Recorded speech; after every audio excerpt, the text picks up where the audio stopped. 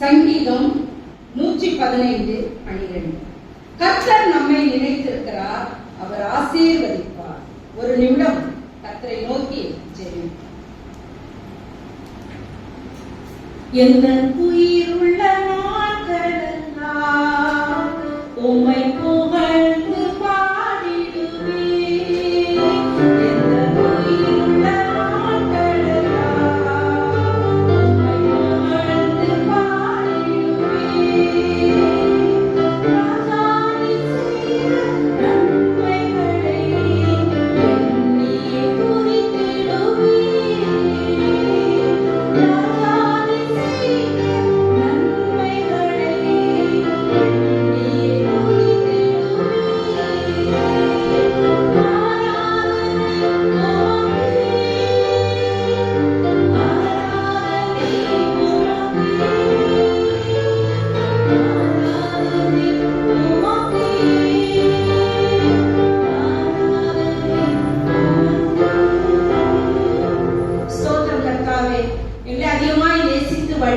அன்பின் ஆண்டவரே, இந்த அருமையான மனமகிழ்ச்சி நாளின் காலை வேளைக்காக நன்றியோடு துதிக்கிறோம் அப்பா. இந்த காலை ஆராதனையிலும் உடைய கிருபை, உடைய பிரசன்னம், உடைய வழிநடத்த, உடைய வல்லமை, மகிமை எங்களோடு கூட இடைப்பட்டுக் கொண்டு இருக்கிறதற்காக ஸ்தோத்திரம். இப்பொழுதும் என்னோடு எங்களோடு பேசும் நீர் பேசுகிற ஆண்டவர், உடைய வார்த்தையை கேட்டு கீழ்ப்படிந்து ஆசீர்வதிக்கப்பட்டவர்களாக இந்த இடத்தை விட்டு கடந்து செல்ல கிருபைக்காக கல்வாரி காட்டி திருச்சபை ஆசீர்வதி, சபை மக்களை ஆசீர்வதி, இயேசுவின் நாமத்தில் பிதாவே, ஆமென். அல்லேலூயா. கர்த்தர் நல்லவர். இந்த காலை வேளையிலும் ஆண்டவருடைய வார்த்தை அறியும்படியாக தேவன் பாராட்டின கிருபைக்காக என் ஆண்டவருக்கு நன்றி செலுத்துகிறேன். கர்த்தர் இந்த நாளிலும் ஆண்டவருடைய வார்த்தையை பேசும்படியாக கொடுத்த கிருபைக்காகவும் இந்த வாய்ப்பு அளித்த போதகர்களுக்கும் நான் நன்றி செலுத்துகிறேன். ஆகவே இந்த காலை வேளையிலே நான் ஒரு புத்தகத்தை படித்த பொழுது நாம் எங்கே இருக்கிறோம் அப்படின்னு சொல்லி ஒரு தலைப்பிலே நான் படிச்சேன்.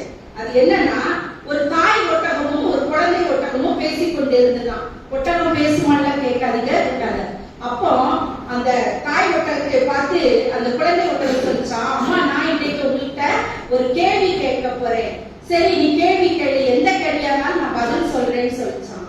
அப்போ அந்த குழந்தை ஒட்டகம் சொல்லிச்சான், நம்ம பாலைவன விலங்குகள், ஆகவே நமக்கு முதுகுல மேடு மாதிரி இருக்குது அப்படின்னு சொல்லிச்சான். அப்ப அந்த தாய் சொல்லிச்சான், நம்ம பாலைவனத்துல இருக்கிறதுனால அநேக நாள் நமக்கு தண்ணீர் கிடைக்காது, அதனால அதுல சேகரித்து வைத்து தண்ணீர் இல்லாத நாட்களிலே அதை நம்ம உபயோகப்படுத்திக் கொள்வோம்னு சொல்லிச்சான். சரி, நம்ம காலியா கட்டையாவும் பாகம் வட்டமாவும் இருக்குதுன்னு சொல்லிச்சான். அது நம்ம பாலைவனத்துல மணல் அதிகம், அதனால நடப்பதற்கு ஈஸியா இருக்குன்னு சொல்லிச்சான். அது மட்டும் இல்லாம ஏன் நமக்கு நீண்ட கால் இமை இருக்குதுன்னு சொல்லிச்சான். கடினமா இருக்குதா நம்ம இமை, அப்ப அந்த பாலைவனத்துல காற்று வீசும் போது அந்த இமைகள் நம்ம அந்த தூசியில இருந்து பாதுகாக்குதுன்னு சொல்லிச்சான். சரி, இதெல்லாம் நல்லதுதான், காலையில் நம்ம நடக்கிறதுக்கு இமை பாதுகாக்குது, தண்ணி சேமித்து வைக்க. ஆனா நம்ம இப்ப இருக்கிற இடம் எங்க? மிருக காட்சி சாலையில நம்ம உட்கார்ந்து இருக்கிறோமே, நம்ம இருக்க வேண்டிய இடம் எது? பாலைவனம். அந்த இடத்துல இருக்காம மிருக காட்சி சாலையில உட்கார்ந்து நம்ம என்ன செய்து கொண்டு இருக்கிறோம்னு சொல்லி கேட்டுச்சான். அது அப்போதான் அதே போலதான் இன்னைக்கு கூட நமக்கு திறமைகள் இருக்கலாம், திறன்கள் இருக்கலாம், தாளம் இருக்கலாம், செல்வாக்கு இருக்கலாம், அந்தஸ்து இருக்கலாம், படிப்பு இருக்கலாம், பட்டம் இருக்கலாம், எல்லாம் இருந்தாலும் கூட இயேசு நம்முடைய உள்ளத்துல இல்லைன்னா வேஸ்ட். நம்ம இருக்கிற இடம் எங்க? இந்த காலை வேளையிலே நம்மை சிந்தித்து பார்ப்போம். நான் எங்கே இருக்கிறேன் என்பதை சிந்தித்து பார்ப்போம். இந்த நாளிலே நான் எடுத்த தலைப்பு, ஆண்டவர் நம்மை நினைத்திருக்கிற ஆண்டவர். கடந்த வாரம் குமார் பாஸ்டர் இது பிரசங்கம் பண்ணார். எத்தனை பேர் ஞாபகம் இருக்க தெரியல. கனம் பண்ணுகிறவனை குறித்து ஆண்டவர் நம்மோடு கூட பேசினார். இந்த நாளிலே நான் எடுத்த தலைப்பு, நம்மை நினைத்திருக்கிற ஆண்டவர். மறவாதவர் இந்த உலகத்துல யாரு? இயேசுவாகிய ஆண்டவர் ஒருவர் தான் நம்மை மறக்க மாட்டார். ஏசாயா 49 வாசிக்க வேண்டாம், 14 பார்க்கும்போது அவர் சொல்லுகிறார், சீயோனோ கர்த்தர் என்னை கைவிட்டார், ஆண்டவர் என்னை மறந்தார் என்று சொல்லுகிறார். ஸ்திரீயானவள் தன் கர்ப்பத்தின் பிள்ளைக்கு இறங்காமல் தான் பாலகனை மறப்பாளோ? அவர்கள் மறந்தாலும் நான் உன்னை மறப்பதில்லை, இதோ உன்னை என் உள்ளங்கைகளில் வரைந்திருக்கிறேன். உலக பிரகாரமான தாயோ தகப்பனோ மறக்க மாட்டாங்க. ஆனா இந்த நாட்களில நம்ம பேப்பரை பார்க்கும்போது, டிவியில பார்க்கும்போது எவ்வளவோ மோசமான காரியங்கள், தவறான காரியங்கள் நடப்பதை அதை சொல்ல முடியவில்லை. அப்படிப்பட்ட காரியங்கள் நடந்து கொண்டிருக்கிறது. ஆனால் உன்னையும் உங்களையும் என்னையும் படைத்த ஆண்டவர் சொல்கிறார், நான் உன்னை மறப்பதில்லை. உண்மையிலே நினைவாய் இருக்கிற நம்முடைய ஆண்டவர் எப்படிப்பட்டவராம்? அன்புள்ளவர், தயவுள்ளவர், காருண்யம் உள்ளவர், இரக்கம் உள்ளவர், மனதுருக்கம் உள்ளவர். அவர் நம்மை நினைத்திருக்கிற ஆண்டவர். ஆகவே நம்ம அநேக நேரத்துல என்ன சொல்றோம்? ஆண்டவர் என்ன மறந்துட்டாரு, என் மேல நினைவா இல்ல, என்ன கைவிட்டாருன்னு சொல்லி நம்ம அங்கராய்க்கிறோம். ஆனா ஆண்டவர் சொல்லுகிறார், நான் உன்னை மறப்பதில்லை என்று சொல்கிறார். உலக பிரகாரமாக பார்க்கும்போது அநேக இடங்களில் கணவன் என்ன பண்ணலாம்? மனைவிய மறக்கலாம். மனைவி கணவனால் கைவிடப்படலாம், பெற்றோரால் பிள்ளைகள் கைவிடப்படலாம், பிள்ளைகள் பெற்றோரால் கைவிடப்படலாம், டாக்டர்களால் வியாதிஸ்தர் கைவிடப்படலாம், நண்பர்கள் உறவினர்கள் உதவி செய்வேன் வாக்கு கொடுத்தவர்கள் கூட நம்மை கைவிடுவார்கள், மறந்து விடுவார்கள், நினைக்க மாட்டார்கள். ஆனால் கர்த்தர் நம்மை கைவிடவே மாட்டார். துயர நேரத்துல, துன்பத்துல, வியாதி நேரத்துல யோபு சொல்கிறார், என் பந்து ஜனங்கள் எல்லாம் என்னை விட்டு விலகி போனார்கள். யோபு 19:14. என் சிநேகிதர்கள் என்னை மறந்து விட்டார்கள். எனக்கு ஆதரவாய் இருக்க வேண்டிய என் மனைவி கூட என்ன சொல்கிறார்? தேவனை தூஷித்து ஜீவனை விடும் என்று சொல்கிறார். ஆனால் ஆண்டவர் என்னை ஒருபோதும் மறக்க மாட்டார் என்று சொல்கிறார். தாவீது கூட வாழ்க்கையில பல நெருக்கங்கள், துன்பங்கள், சூழ்நிலைகள் வந்தாலும் கூட அவர் ஒரு இடத்துல சொல்கிறார், சங்கீதம் 31:12, செத்தவனை போல எல்லாராலும் முழுவதும் மறக்கப்பட்டேன், உடைத்த பாத்திரம் போல் ஆனேன், ஆனாலும் கூட ஆண்டவர் என் மேல் நினைவாய் இருக்கிறார் என்று சொல்லுகிறார். இந்த நாட்களிலே நம்ம நினைக்கிறோம், நம்ம எல்லாரும் நம்ம என்ன நினைக்கிறாங்களா? நம்ம எவ்வளவு நல்ல காரியம் செய்திருப்போம், நன்மைகள் செய்திருப்போம். ஆனா நம்ம அநேக நேரத்துல நம்மளை மறந்துடுறாங்க. ஆனா நம்ம எப்படிப்பட்டவர்களாக இருந்தாலும் ஆண்டவரை தேடும் பொழுது, ஆண்டவரை நம்பும் பொழுது, அவரை விசுவாசிக்கும் பொழுது, அவரை பற்றி கொள்ளும் பொழுது ஆண்டவர் நம்மை கைவிடவே மாட்டார். நான் ஒரு புத்தகத்தை படித்தேன். வயதான காலத்துல ஒரு செல்வ சீமாட்டை, இன்னைக்கு முதியோர் இல்ல ரொம்ப பெருகிடுச்சு. ஏன்? பிள்ளைங்க பெற்றோரை பாரமாக நினைக்கிறாங்க. அதனால அந்த அம்மாவை கொண்டு சேர்த்துட்டாங்க, அவங்க வெளிநாட்டுல இருக்கிறதுனால. ஆனா அந்த அம்மா அன்புக்காக ஒவ்வொரு நாளும் ஏங்கி தவிப்பாங்க. எவ்வளவோ பிள்ளைங்க இருந்தாலும் கூட அந்த இல்லத்துல, முதியோர் காப்பத்துல எவ்வளவு பேர் இருந்தாலும் கூட தன்னுடைய மகனையும் மகளையும் பிள்ளைகளையும் ஒவ்வொரு நாளும் நினைத்து ஏங்குவது உண்டா. அப்போ ஒவ்வொரு நாளும் அவங்க என்ன பண்ணுவாங்களா? டைரி எழுதுற பழக்கம் உண்டு. அந்த டைரியில அவங்க ஒவ்வொரு நாளும் எப்படி எழுதுவாங்களா? இன்றைக்கு என்னைய பார்க்க யாருமே வரவில்லை, எல்லாரும் என்னை மறந்துட்டாங்க, எல்லாரும் என்னை கைவிட்டாங்க, அந்த அம்மாவை யாருமே பராமரிக்க முன் வரல. ஆனா கடைசியில ஒரு வார்த்தை எழுதியிருந்தாங்களா? ஆனால் என்னை உருவாக்கின, என்னை படைத்த, என்னை இம்மட்டு நடத்தின ரட்சகர் என்னை ஒவ்வொரு நாள் என்னோடு கூட பேசுவார். அவருடைய வேத வசனத்தின் மூலம் என்னை ஆறுதல் படுத்துவார், தைரியப்படுத்துவார். ஹல்லேலூயா. ஆகவே கர்த்தர் நல்லவர். ஆகவே ஆண்டவர் நம்மையில நினைவா இருக்கிறார். யோசுவா 1:5 சொல்கிறார், நான் உன்னை விட்டு விலகுவதும் இல்லை, உன்னை கைவிடுவதும் இல்லை. உலகம் அன்புக்காக ஏங்குகிறது. முடிவு புரிந்த நம்மோடு இருக்கிறவர் யாரு? நம்முடைய ஆண்டவராகிய இயேசு கிறிஸ்து. இந்த காலை வேளையிலே 3 காரியங்களை குறித்து சிந்திக்கலாம். கர்த்தர் யாரை நினைத்திருக்கிறார்? அவர் நம்மை நினைத்திருக்கிற ஆண்டவர், மறவாத ஆண்டவர்.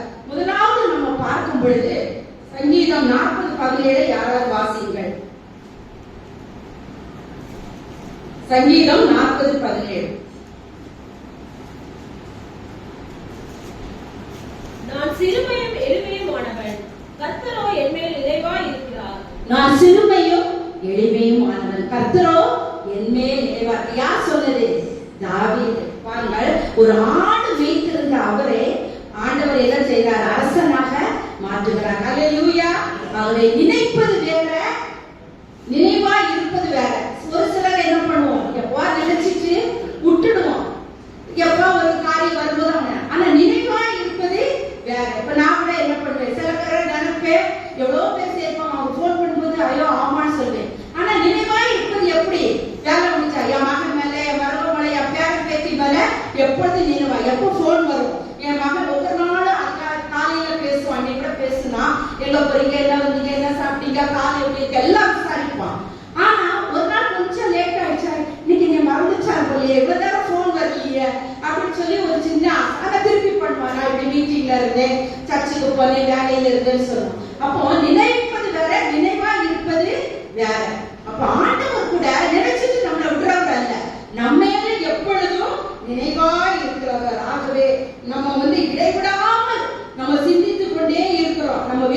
பார்க்கும் பொழுது அநேக ஆண்டவர் வந்து நினைத்து கொண்டே இருந்தார். முதலாவது பார்க்கும் பொழுது ஆகார், நீங்க நேரம் இல்ல வீட்டுல சென்று படித்து பாருங்கள்.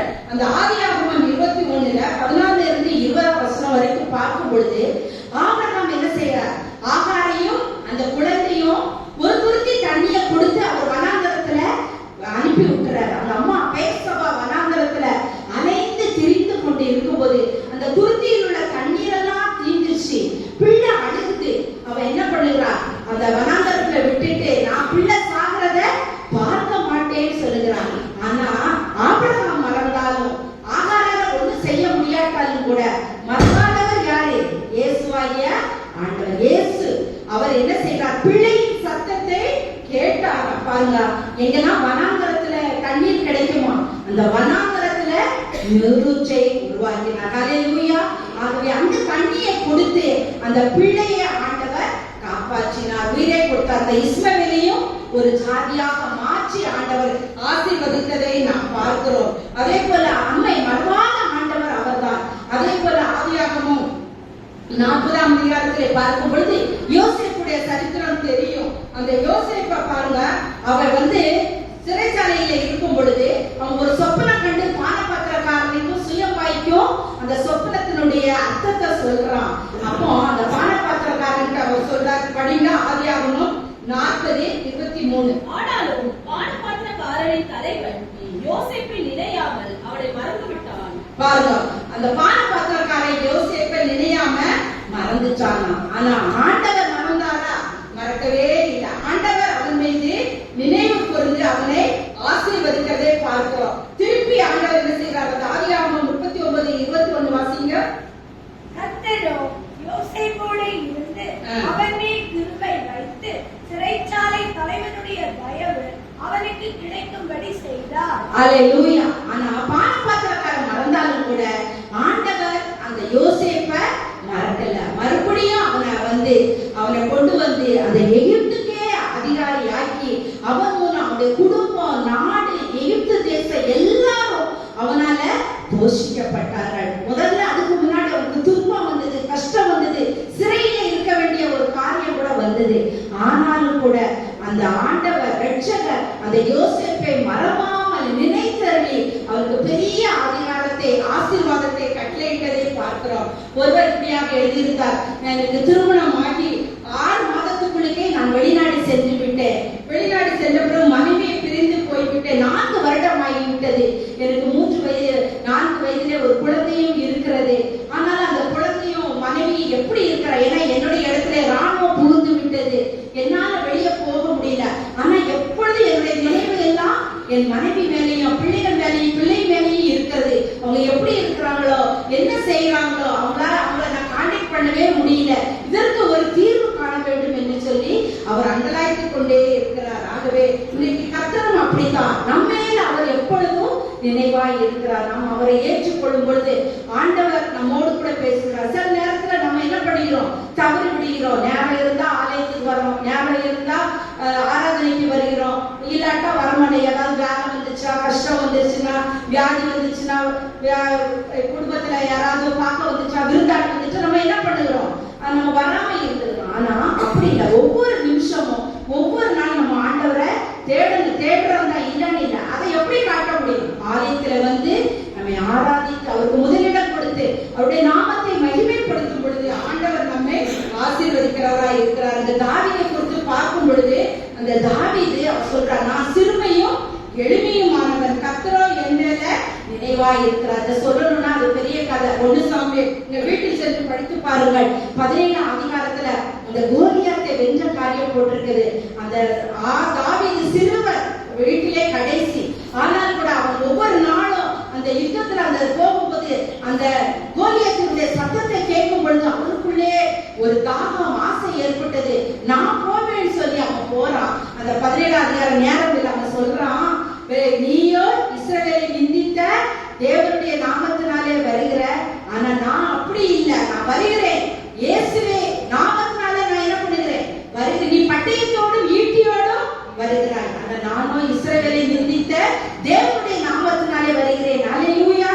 ஆகவே அவன் ஆண்டவரை நம்பினான், ஆண்டவரை விசுவாசித்தான், ஆண்டவரை ஏற்றுக்கொண்டு அவர் எனக்கு ஆகவே இந்த பட்டயம் அல்ல, ஈட்டி அல்ல, இந்த வாள் அல்ல, தேவன் என்னோடு கூட இருக்கிறார் என்று அந்த நம்பிக்கையிலே, அந்த விசுவாசத்தோடு, தைரியத்தோடு போய், அது உங்களுக்கு தெரியும், ஒரு குழாதலை எடுத்து அந்த கவல்ல வச்சு சுத்தி விட்ட போது கரெக்டா என்ன ஆயிடுச்சு, அந்த நெற்றி பொட்டுல போய் பட்டு அவன் அப்படியே எவ்வளோ பெரியவன், வந்து சிறுவன், ஆனாலும் கூட அவன் மேலேயே உட்கார்ந்து அவன் அதுல இருந்தே வாழ உருவி என்ன பண்ண, பட்டயத்தை உருவி அவனை கொஞ்சம் ஹல்லேலூயா.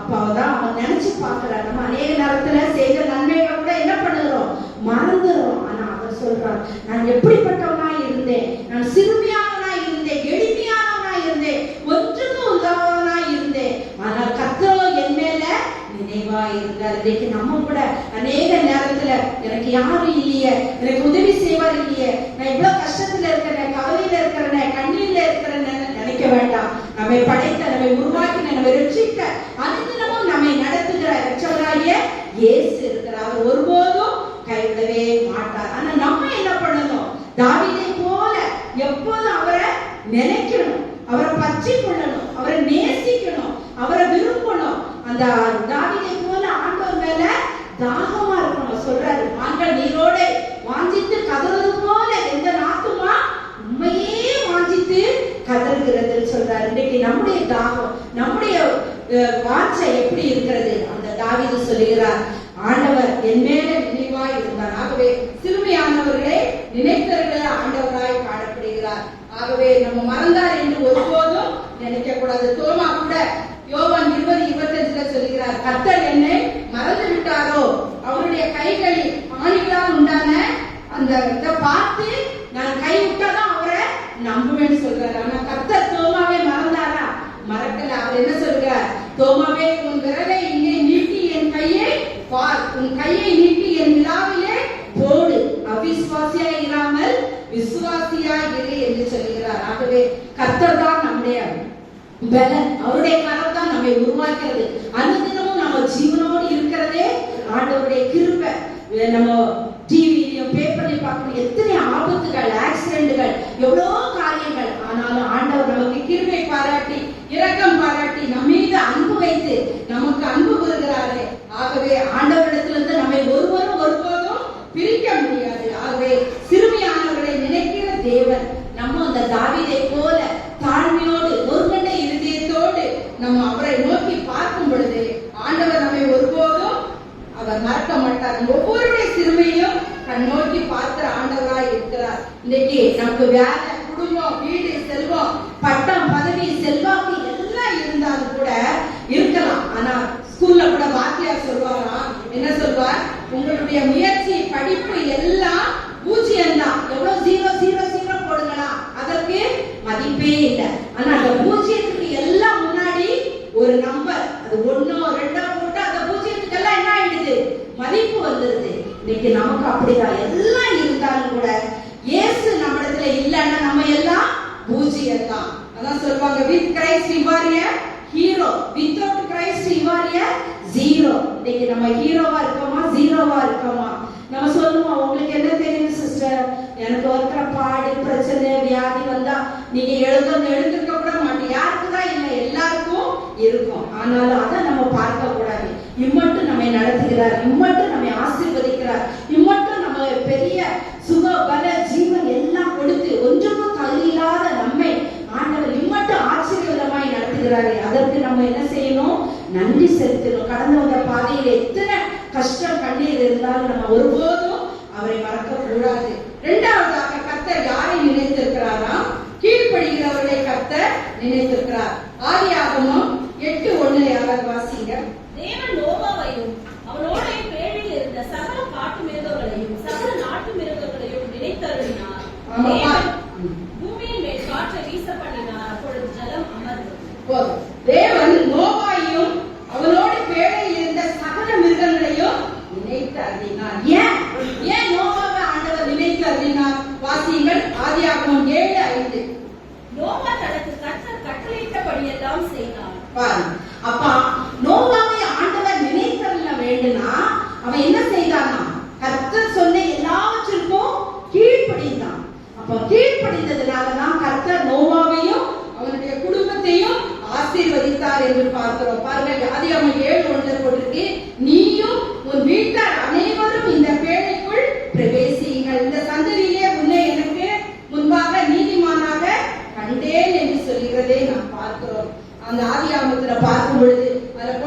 சொல்லுகிறது, நோவா தன் காலத்திலே இருந்தவர்களே நீதிமானும் உத்தமனுமா இருந்தானா, தேவனோடு சஞ்சரித்தானா.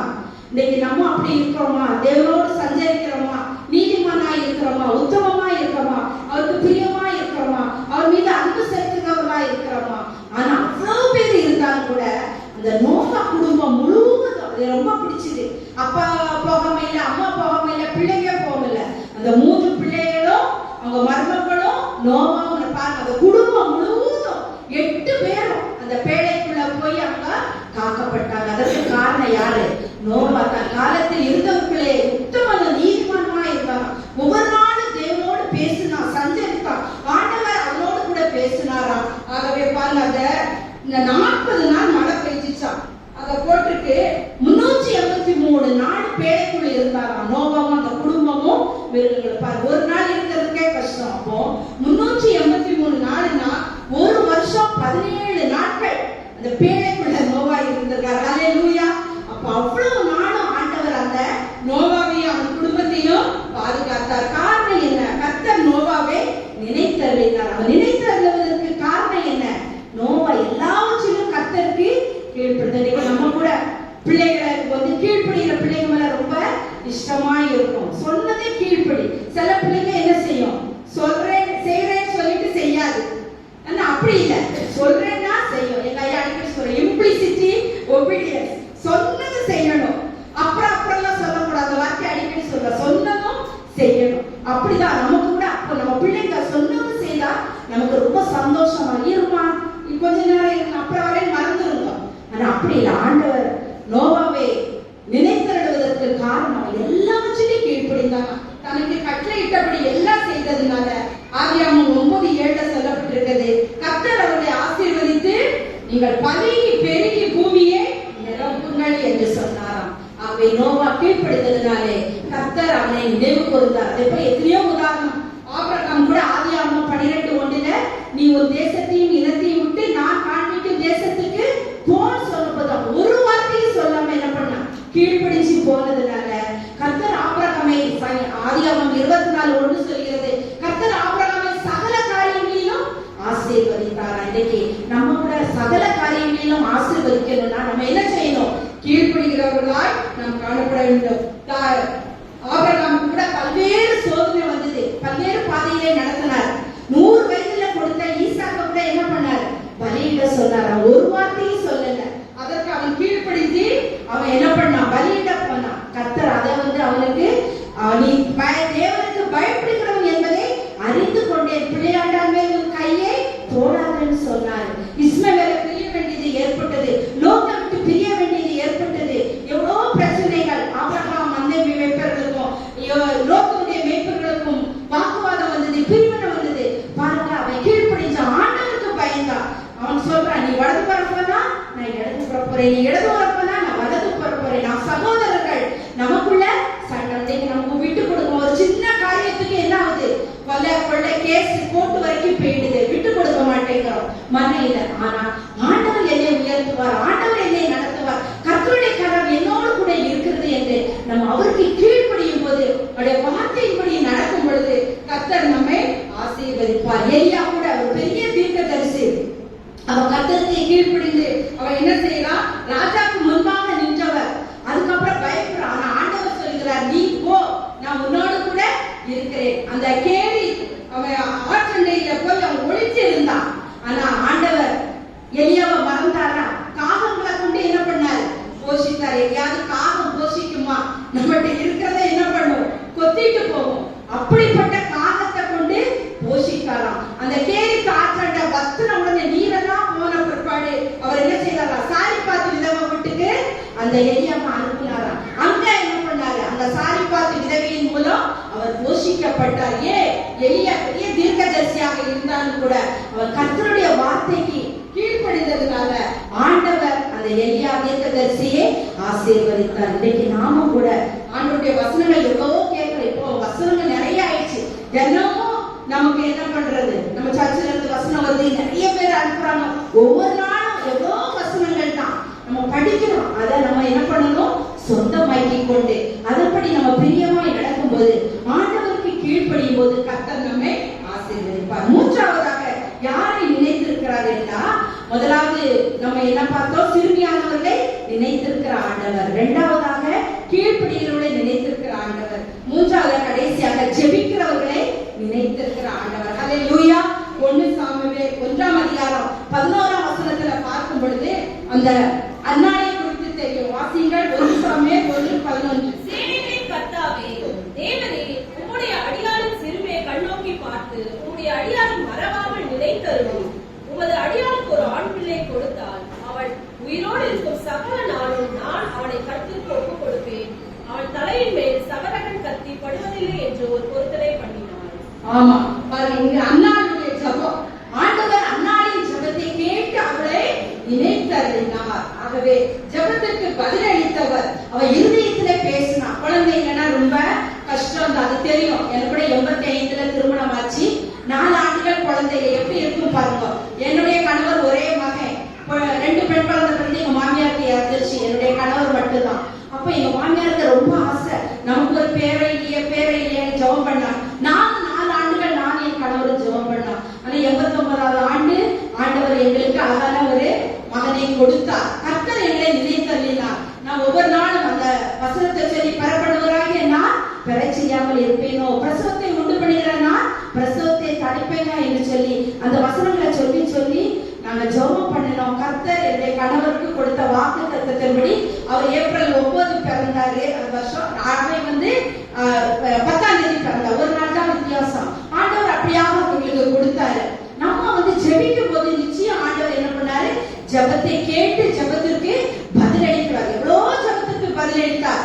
ஆகவே நீங்களும் கூட, நான் என்னுடைய சாட்சியை சொன்னேன், நீங்க கூட எவ்வளவு ஜெபம் பண்ணி ஆண்டவர் என்ன பண்ணியிருப்பார்? உங்களுடைய ஜெபத்திற்கு பதில் கொடுத்துருவாங்க. கவலையில இருக்கும்போது, கஷ்டத்துல இருக்கும்போது, துன்பத்துல இருக்கும்போது, வியாதியில இருக்கும்போது, பிரச்சனையில இருக்கும்போது, போராட்டத்துல இருக்கும்போது ஆண்டவர் நம்மை ஒருபோதும் கைவிடவே மாட்டார். இங்க பாருங்க, அந்த அன்னாளுக்கும் குழந்தை இல்லாத பிரச்சனை தான் பாருங்க. அதனால அவங்க மனம் கசந்து அழுதாங்களாம். கர்த்தர் அன்னாளை நினைத்தருளினார். ஆனால் அவ ஒரு பொருத்தனை செய்தா. நீர் எனக்கு ஒரு ஆண் குழந்தையை தருவீரண்டா அவனை என்ன பண்ணுவேன்? ஆலயத்திலே கொண்டு வந்து விடுவேன்னு சொன்னா. ஏன்னா கர்த்தர் அன்னாளை நினைத்தார். அன்னாளும் கர்த்தரை என்ன பண்ணா? நினைத்தார். என்னுடைய ஜெபத்துக்கு ஆண்டவர் பதில் கொடுத்தாரு. நானும் நான் சொன்னபடியே செய்யணும்னு சொல்லி என்ன பண்ணாரு? அவ ஆலயத்துல கொண்டு போய் விட்டாங்க. பாருங்க, தேவனுடைய ஆலயத்துல போய் விட்டா. அவருடைய அன்பையும் தியாகத்தையும் பாருங்க. குழந்தையே இல்லாம கிடைச்சது போய் விட்டா எவ்வளவு கஷ்டமா இருக்கும். ஆனா அவ செய்த பொருத்தலின்படியே செய்தா. ஆனால் ஆண்டவர் அதை அவளுக்கு நினைவு கூர்ந்து அவளுக்கு கடாட்சம் பண்ணுகிறார். பிற்பாடு நம்ம படிக்கும் போது அவளுக்கு 3 குமாரரையும் 2 குமாரத்திகளையும் கொடுத்தார். ஹல்லேலூயா. ஒரு குழந்தை தான் வேணும்னு கேட்டா 5 குழந்தைய திருப்ப என்ன பண்ணாரா? கொடுத்தாரா. ஆகவே கர்த்தர் நல்லவர். நம்ம ஒரு சிறு காரியம் அவருக்கு செய்யும் பொழுது ஆண்டவர் அதற்கு என்ன பண்ணுவார்? பல மடங்கு ஆசீர்வாதத்தை தருவார். ஆகவே ஆபிரகாம் கூட சோகம் அழிவிலிருந்து நீதிமான்களை பாதுகாக்க வேண்டும், லோத்தின் குடும்பம் அங்க இருக்குதுன்னு ஜெபித்தாரு. ஆண்டவர் ஆபிரகாமின் ஜெபத்தை கேட்டு அந்த லோத்தின் குடும்பத்தை என்ன செய்தாரு? பாதுகாத்தார் என்று பார்க்கிறோம். ஆகவே 1 நாளாகமம் 4:10 கூட யாபேஸ் ஜெபிக்கிறான். ஆண்டவரே, என் எல்லையை பெரிதாக்கும் அப்படின்னு சொல்லி, தீங்கு என்னை துக்கப்படுத்த கூடாது, என்னை தொடரக்கூடாது, உம்முடைய கரம் என்னோடு கூட இருக்கணும்னு சொல்லி 1 நாளாகமம் 4:10 அந்த யாபேசின் ஜெபம் போடப்பட்டிருக்கிறது. கர்த்தர் அதை கேட்டு அவன் வேண்டிக் கொண்டபடியே என்ன செய்தாராம்? அவனை நினைத்தருளினார் என்று பார்க்கிறோம். சிம்சன் கூட பாருங்க, அவன் என்ன பண்றான்? தன்னுடைய பாவங்களுக்காக மனக்கசந்து கடைசி நேரத்தில் அவன் அழுகிறான். ஆண்டவரால் தெரிந்து கொள்ளப்பட்டவன் நசரேயன். அவன் ஆண்டவரை விட்டு விலகிட்டான். ஆனா கடைசியில் அவன் ஆண்டவரை நேசிக்கிறான், ஆண்டவரை தேடுகிறான். அந்த மறைக்கும் தருவாயிலே அவன் 2 கைகளும் சங்கிலியால் கட்டப்பட்டு இருக்கிறதுல அவன் சொல்றான், ஆண்டவரே, இந்த ஒரு விசை மாத்திரம் என்னை நினைத்தருளும், என்னுடைய பாவங்களை மன்னியும் சொன்னபோது ஆண்டவர் அவனை நினைத்தருளி அதுல போடப்பட்டிருக்கிறது. அவன் உயிரோடு இருக்கும் போது கொஞ்சவர்களை பார்க்கிலும் அவன் மறைக்கும் போது கொஞ்சவர்கள் அநேகராக இருந்தார்களாம். பாருங்க, ஒரு காடை என்பது கழுத்த காடையை விட்டு 1000 பேரை அவன் கொண்டவன். ஒரு சிங்கத்தை ஆட்டுக்குட்டியை போல கிழித்து போட்டவன். அப்படி பலம் இருந்தவன் கடைசியில ஆண்டவர் விட்டு விலகின போது ஆண்டவர் அவனை விட்டு விலகி விட்டார். ஆனா கடைசியில் அவன் மனம் மாறினான். நம்ம கூட சில நேரம் சொல்லுவோம், சிலர்கிட்ட சொன்னோம், இப்பெல்லாம் வேண்டாமா, கடைசி நேரத்துல நான் பார்த்துக்கிறேன், அப்பா நான் ஆண்டவரை நான் தேடுறேன். கடைசி நேரத்துல நமக்கு எப்படி இருக்கும், என்ன நடக்கும்னு யாருக்கு தெரியும்? ஆகவே இன்றே ரட்சணிய நாள், இதுவே அனுக்கிரக காலம். நம்ம இந்த காலத்துல நம்ம அவரை தேடணும். நமக்கு நல்ல ஞானம் இருக்கும்போது, சுயமா இருக்கும்போது நம்ம ஆண்டவருக்கு நம்ம என்ன பண்ணணும்? முதலிடம் கொடுக்கணும். முதலாவது தேவனுடைய ராஜ்யத்தையும் அவருடைய நீதி தேடுங்கள், அப்பொழுது இவைகள் எல்லாம் உங்களுக்கு கூட கொடுக்கப்படும். நம்ம எல்லாத்துக்கும் முதலிடம் கொடுக்கிறோம். நான் ஆண்டவருக்கு நம்ம முதலிடம் கொடுக்கிறோமா? எல்லாவற்றிலும் ஆண்டவருக்கு என்று முதலிடம் கொடுக்கும் பொழுது ஆண்டவர் நம்மை அதுக்காக நம்ம ஜெபிக்கும் போது நம்ம நினைத்தது எவ்வளோ ஜெபிக்கிறோம். நம்ம காலையில நம்ம என்ன பண்ணுவோம்? முதல்ல நமக்காக தான் ஜெபிப்போம். நாம மற்றவர்களுக்கு ரெண்டாவது. நம்ம மற்றவர்களுக்காக முதல்ல ஜெபிக்கும் பொழுது கர்த்தர் நம்முடைய சிறையிருப்பை யோபு தன் சிறைகளுக்காக வேண்டுதல் செய்த போது கர்த்தர் அவன் சிறையிருப்பை மாற்றினார் என்று பார்க்கிறோம். ஆகவே ஆண்டவர் நம்மை ஆசீர்வதிக்கிறார். நம்முடைய ஜெபத்திற்கு பதிலளிக்கிறவராய் காணப்படுகிறார். அதே போல ஆயக்காரனுடைய ஜெபத்தை கேட்டு ஆண்டவர் என்ன பண்ணார்? அவனை நினைத்தள்ளினார். அவன் என்ன சொல்றான்?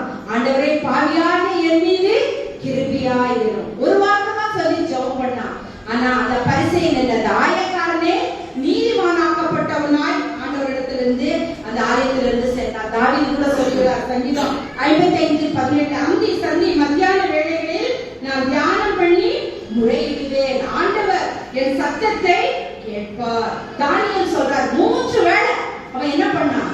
ஜெபம் பண்ணான். அது சத்திரம் சொல்ல தெரியும், சொல்ல நேரம் இல்லை. அந்த தானியேல் பாருங்க, தானியேலே வந்தால் தானியேல் 6:10 பொறுப்பு இருக்குது. தானியேலோ என்றால் பத்திரத்துக்கு கையெழுத்து வைக்கப்பட்ட போதிலும் எருசலேமுக்கு நேர பலகணிகள் திறந்திருக்க 3 வேளையும் அவன் என்ன பண்ணான்? முழங்காற்படியிட்டு ஜெபம் பண்ணி ஸ்தோத்திரம் செலுத்தினான். பாருங்க, கடை வந்த போதிலும் கூட அவன் ஜெபித்தான். அவன் ஜெபித்ததுனால ஆண்டவர் தானியேலை நினைத்தருளினார். அந்த சிங்கக்கவியில போட வேண்டிய ஒரு சூழ்நிலை வந்தாலும் கூட சிங்கங்கள் சேதப்படுத்தாதபடி தானியேலை கர்த்தர் பாதுகாத்தார். ராஜாவும் ஏற்றுக்கொண்டார். அவர் சொல்றாரு, இடைவிடாமல் ஆராதிக்கிற தேவன் உன்னை தப்புவிக்க வல்லவராய் இருந்தார். அவரே தேவன், அவரைதான் தொழுது கொள்ளணும்னு சொன்னாரு. பாருங்க, அந்த நாட்களில் தானியேலின் காரியம் ஜெயமாய் இருந்தது. நமக்கு கூட சிங்கக்கவியிலே போடப்படுகிற சூழ்நிலைகள் வரலாம், பிரச்சனைகள் வரலாம், கஷ்டங்கள் வரலாம், உபத்திரங்கள் வரலாம். யாருக்குமே வரலன்னு சொல்லக்கூடாது. நம்ம ஊழியம் செய்தாலும் ஊழியம் செய்யாவிட்டாலும் நம்ம என்ன இருந்தாலும் நமக்கு கூட வியாதிகள், துன்பங்கள், பிரச்சனைகள், கஷ்டங்கள், போராட்டங்கள் எல்லாம் வரும். எனக்கு கூட நான் இந்த கால் எவ்வளவு ஓடுன கால் தான். அப்பெல்லாம் இந்த ஆட்டோல ஏறுவேன், பஸ்ல ஏறுவேன், எல்லாம் தான் போனேன். ஆனா எனக்கு கடந்த ஆண்டுல கொஞ்சம் நடக்க முடியாம ஆயிடுச்சு. ரொம்ப கஷ்டமா இருந்தது. என்னாண்டவே ஊழியம் செய்யறேன், அதுவும் சங்கிலி ஜெபம் ஊழியம், தொடர் ஊழியம், எனக்கு போய் இப்படி ஆயிடுச்சுன்னு ரொம்ப பண்ணேன், ஜெபம் பண்ணேன். ஆனாலும் கூட ஆபரேஷன் பண்ண வேண்டிய ஒரு சூழ்நிலை வந்தாலும் கூட இன்றைக்கு 5 மாதங்கள் முடிந்து இன்றைக்கு நானு இவ்வளவு நேரம் நிக்க நடக்க பழைய ஊழியத்துக்கு போக ஷேர் ஆட்டங்க. ஹல்லேலூயா. ஆண்டவர் எனக்கு நல்லவராய் இருக்கிறார். அநேக நேரங்களில் நான் தனிமையில இருப்பேன். என் மகன் என்னோட கூட இருக்க முடியாத வர சூழ்நிலை. அப்ப கூட சிலர்லாம் எனக்கு வந்து சொல்லுவாங்க, அம்மா நான் வந்து உதவி செய்யறேன், நான் உங்களோட வந்து படுத்துக்கிறேன், நான் உங்களுக்கு ஹெல்ப் பண்றேன்னு சொல்லுவேன். எத்தனை நாள் செய்ய முடியும்?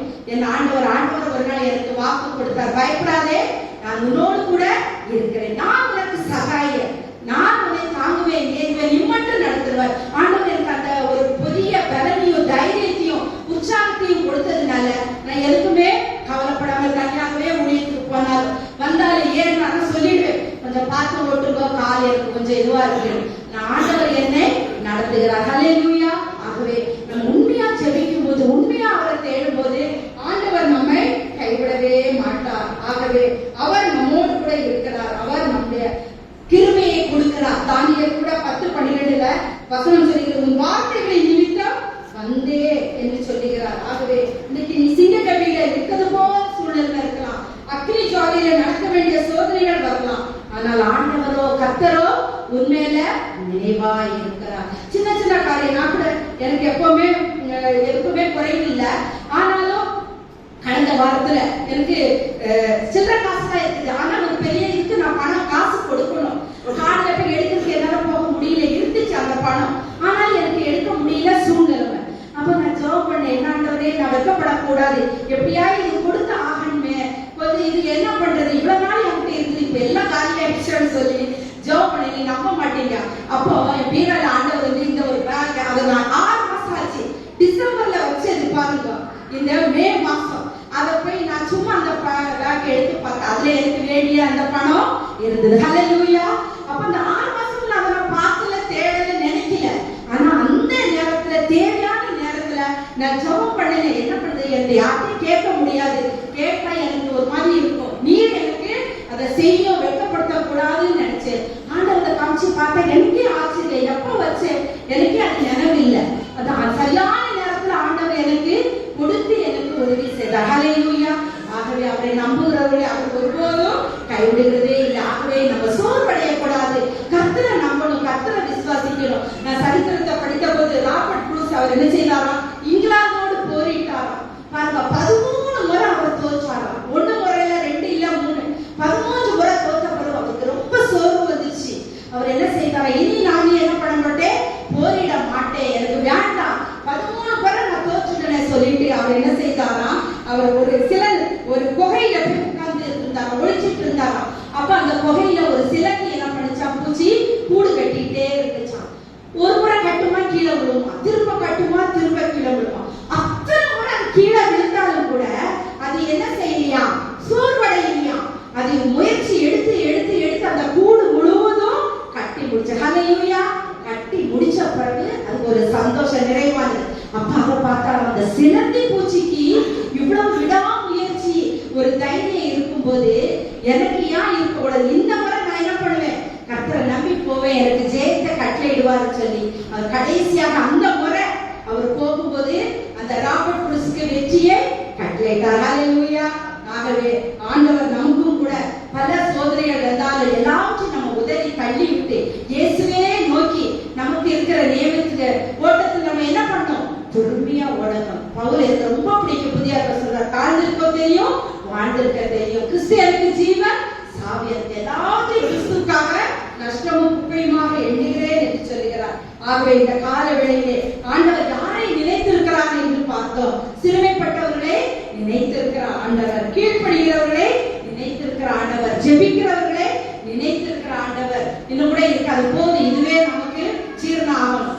ஆகவே கர்த்தர் என்ன செய்கிறார், நம்மோடு கூட இருக்கிறார், நம்மை ஒருபோதும் கைவிடவே மாட்டார். யார் மறந்தாலும், யார் கைவிட்டாலும், யார் நேசித்தாலும், யார் நேசிக்காவிட்டாலும் ஆண்டவர் நம்மை மறவாத தேவன், மறவாத தேவன் நம்மோடு இருக்கு. நம்ம என்ன செய்யணும், அந்த ரட்சகரை, அந்த இயேசுவை நம்ம உள்ளத்திலே ஏற்றுக்கொண்டு, நம்முடைய இல்லத்திலே ஏற்றுக்கொண்டு, நம்ம அவருக்கு முதலிடம் கொடுத்து, நம்மை அவரை ஆராதிக்கும் போது, தொழுது கொள்ளும் போது, அவரை நோக்கி ஜெபிக்கும் போது, அவருடைய வார்த்தைக்கு கீழ்ப்படிக்கும் போது, ஆலயத்துக்கு வரும்போது, அவருக்கு நம்ம கொடுக்கும் பொழுது ஆண்டவர் நம்மை கீழாக்காமல் மேலாக்காவார், வாலாக்காமல் தலையாக்குவார். நம்முடைய கையின் பிரயாசங்களை கர்த்தர் ஆசீர்வதிப்பார். ஆகவே இந்த காலை வேளையிலே ஆண்டவர் நம்மை நினைத்திருக்க வேண்டுமானால் நாமும் இப்படிப்பட்ட தேவதாசர்களை போல ஆண்டவரை நோக்கி பார்த்து அவருக்கு பிரியமாய் நடக்கும் பொழுது கர்த்தர் பெரிய காரியங்களை செய்வார். ஆமென்.